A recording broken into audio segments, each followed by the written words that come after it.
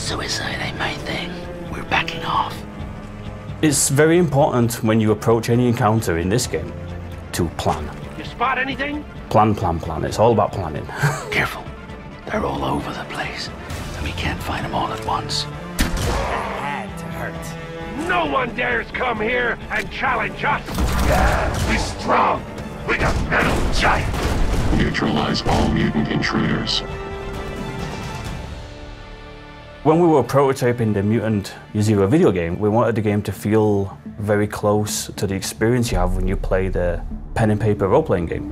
And that's when we landed on the real-time and tactical approach. The tactical approach is our version of the pen and paper rolling the dice, and the real-time is our version of you exploring ruins and look for items that you can use.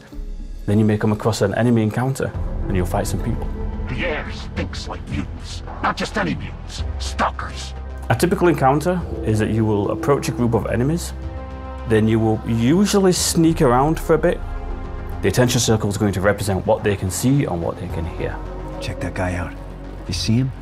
Head like an infected mushroom. He's one of the Nova sect. Stealth in our game is about intel gathering. Gathering as much information as you can about the enemies you're about to face, so you feel like you can prepare yourself to take them on. Hear my voice within your heads. And then once you know what kind of enemies are here, then you'll probably look at your mutation loadout and make sure that you've got the most optimal mutations equipped. Different combinations of these mutations will allow for different types of benefits. So for example, if you've got the Dux's Mothwings mutation, which allows you to fly, then you best equip a passive mutation which allows you to get a super high critical chance from high ground. That's the perfect combination. So now I can get high whenever I want and get really high crit bonuses because of my second passive mutation. Then you'll probably try to work out are any of these enemies isolated enough for me to kill without alerting all the others, just to get the numbers a little bit more skewed in your favor. And also you might want to position a character to be on high ground before you even start combat so that you know he's got some bonuses on his mutations that allow for high ground bonuses.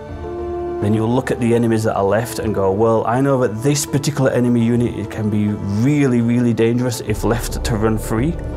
So I might want to use a mutation which will lock him in place and deal lots of damage to get rid of him straight away. Or maybe this other enemy unit, if they get a turn, they'll call for extra help, and I'm not really equipped to deal with extra numbers right now, so I need to take that one down first. So it becomes a case of studying the playfield and figuring out your strategy before you press your ambush button. And then when you're in tactical, it's all about trying to make your plan work. And if it doesn't work, then thinking on your feet and trying not to use up all your grenades because they're quite expensive to buy, and try not to take too much damage because medpicks are also quite expensive to get yourself health back. So it's a game which emphasizes planning more than most games. And I think that's part of our strength, that it's a game which demands that you approach situations in a clever way, because if you're not clever, you'll just be punished.